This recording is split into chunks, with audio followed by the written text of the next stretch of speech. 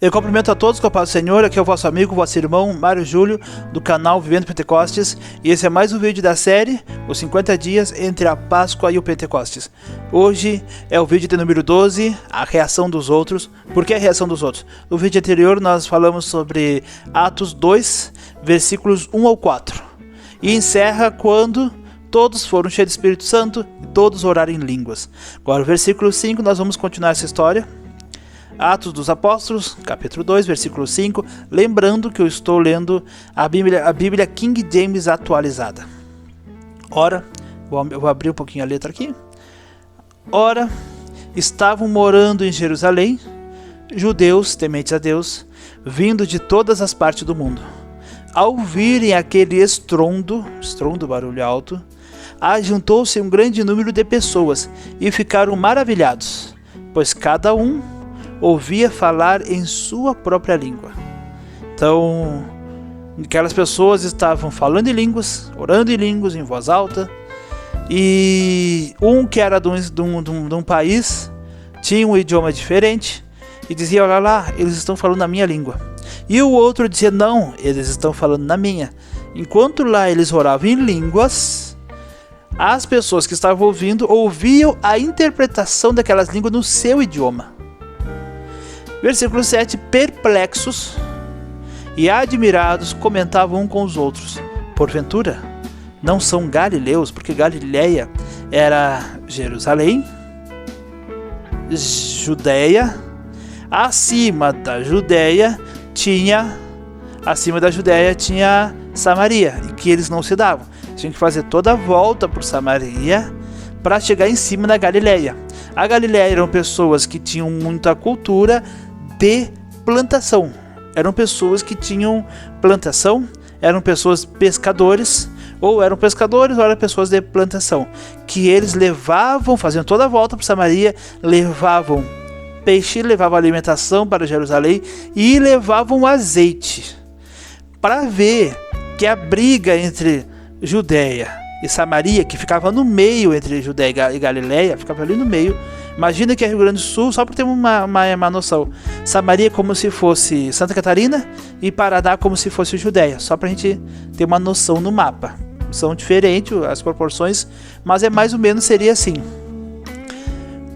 Os galileus, eles não podiam pegar o azeite na Galileia, prensar, a azeitona, prensar, transformar em óleo e fazer a volta por Samaria para levar para o templo. Eles tinham que colher as azeitonas, fazer a volta com as azeitonas inteiras. Quando chegassem na Judeia, eles prensavam. Por quê? Porque se tocasse aquele azeite, passasse pela terra de Samaria, ele deixaria de ser puro. Seria impuro por causa do pecado de Samaria. Então, essa rixa era muito grande. E aí, olha só, eles olharam, porventura, versículo 7, não são galileus?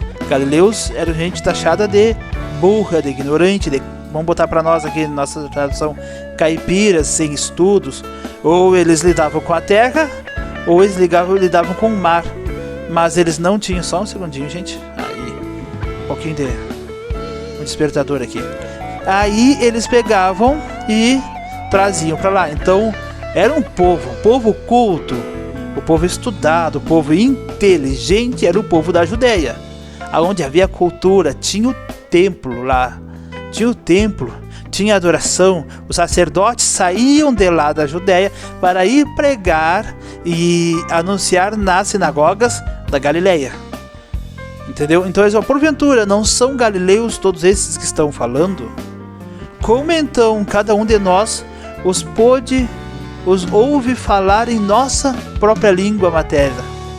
Nós que somos pardos, medos, elamitas, habitantes da Mesopotâmia, da Judeia, Capadócia, do Ponto e da província da Ásia. Cada um era um país com um idioma diferente. Da Frígia, da Panfilha, Egito e das partes da Líbia, próximas a Cirene. E romanos que estão morando aqui, tanto judeus como convertidos ao judaísmo. Cretenses e árabes, todos nós os ouvimos discursar sobre as grandes realizações, aleluia, sobre as grandes realizações de Deus em nossa própria língua. Então foi algo que deixou eles espantados. Imagina, tinha mais ou menos cerca de 10 nações ali representadas, 10 idiomas diferentes representados, e eles oravam em língua e um dizia, ele está falando o meu idioma e está glorificando a Deus. Não, ele não está falando do teu, eu estou ouvindo falar no meu. Eles tinham 2 idiomas, o idioma hebreu, é ali o aramaico, ou grego, isso aí indiferente, mas todos eles ouviram, mas eu estou ouvindo no meu idioma, na minha nação. Eles estão falando, não, eles estão falando na minha. As realizações de Deus em nossa própria língua. Versículo 12, todos estavam absolutamente assustados e confusos, perguntando uns aos outros, o que significa tudo isso? E agora vem o versículo 13. Entretanto, outros, para ridicularizá-los, falei sem errar, exclamavam, eles estão cheios de vinho novo. Em outras palavras, estão bêbados. Fiz umas anotações, se você olhar no comentário, na descrição, elas vão estar ali. Sempre estão ali as minhas anotações, que eu uso como base, que eu preparo ali, eu escrevo, e uso como base para o que eu vou dizer aqui. Claro, sempre digo mais coisa, mas esse era o último dia da contagem, o último dia da contagem do Homer. 50 dias, fazia a oferta ao Senhor da última plantação, a última colheita do trigo. Primeiro era cevada, a primeira era cevada e a última era do trigo. Se eu tiver errado, se eu troquei aí ou confundi, alguém puder me corrigir, me corrige. Não ficarei bravo. Todos iam a Jerusalém nessa data.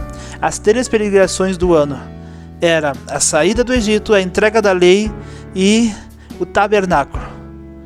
Páscoa, Shavuot e o tabernáculo eles celebravam dormindo em cabanas por 7 dias. Para relembrar os 40 anos que o povo de Israel ficou morando em cabanas, em tendas. Todos viram o nascimento da igreja. Foi o momento ápice da humanidade. Eu tenho no meu pensamento mais ou menos, eu acho que 4, 5 momentos ápices da humanidade, os momentos mais altos da humanidade. Vamos contar aqui, se eu errei. Eu acho que ainda tem mais um ainda. Quer ver? Primeiro, Deus desce à terra para falar com Adão. Era de costume, mais ou menos 6 e meia, Deus descer para falar com Adão. Deus descia para falar com Adão. Deus desceu no tabernáculo, por isso que eu coloquei ele no estudo. No tabernáculo, quando Moisés construiu o tabernáculo conforme a direção de Deus, conforme o que Deus tinha mostrado para ele. Deus desceu. Deus desceu no templo de Salomão. Eu ia colocar aqui e acabei deixando para num próximo momento fazer um estudo mais profundo.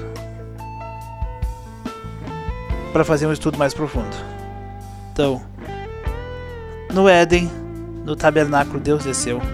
No templo, Deus desceu. Deus desceu quando Jesus Cristo veio à terra e ele tabernaculou entre nós. Deus desceu quando o Espírito Santo desceu no Pentecostes.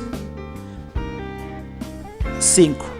O 6º momento, Deus vai descer no final da tribulação. O 6º momento. E o 7º momento, no milênio, quando a Trindade estará na terra.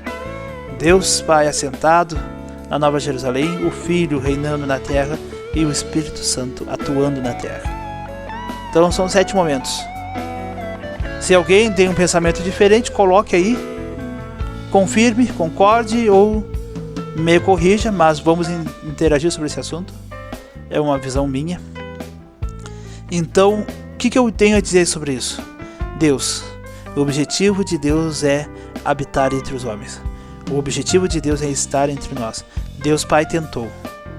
Deus Pai insistiu, tentou mais de uma vez, mas o homem não o quis, ele junto com eles.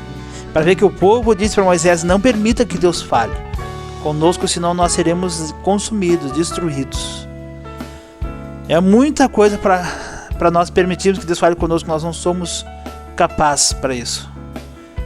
Jesus veio habitar entre nós, mas os homens não quiseram. O Espírito Santo veio habitar entre nós e ele está aqui até hoje. Muitos têm recusado, mas todos aqueles que abrem o coração, recebem o Espírito Santo, permite que o Espírito Santo more dentro deles, eles são capacitados por Deus para fazer a vontade de Deus, para fazer a obra de Deus. Então quero lhe dizer, permita que Deus faça morada dentro de você. Permita que Deus encha o seu coração de sua presença. Porque para Deus encher o seu coração, encher a sua vida da sua presença, tudo que vem de fora que não pertence a Deus não consegue ficar. O seu próprio querer começa a ser o querer de Deus. Seus próprios desejos é o desejo de Deus. Você vai desejar fazer a vontade de Deus. Suas ambições serão as ambições de Deus, ganhar almas, fazer a vontade do Senhor. A sua alegria e o seu prazer vai estar nisso. Nada mais ou qualquer outra coisa vai conseguir completar o teu coração como a presença de Deus. É isso. Mais uma vez eu digo, nós estamos orando por um avivamento no Brasil. Nós estamos orando para que haja santidade no Brasil. Santidade na igreja do Brasil. Que nós venhamos ganhar o Brasil para o Senhor Jesus Cristo. Que nós venhamos ganhar as nações para o Senhor Jesus Cristo. A igreja somente evangelizará, somente sairá para fora e ganhará as almas quando houver um avivamento. E um avivamento pleno, com santidade, com entrega, com consagração. Com jovem, homem, mulher, ancião, fugindo e correndo do pecado. Assim como José. Só quando cristãos desejarem mais estar joelhos dobrados na presença de Deus do que gastando horas no celular, às vezes vendo coisas que não edificam, mesmo que não sejam pecados. Coisas, distrações, animais fazendo coisinha engraçada, pessoas fazendo palhaçadas e não gastam tempo com Deus. Então, é momento da igreja se consagrar, é o momento da igreja manter firme diante do Senhor. Eu oro pela sua vida, eu oro pela sua família, em nome de Jesus, seja abençoado a partir de agora e caia por terra todo o mal que impede de você se aproximar ainda mais da presença de Deus, em nome de Jesus. Amém? Então daqui a pouquinho o próximo vídeo.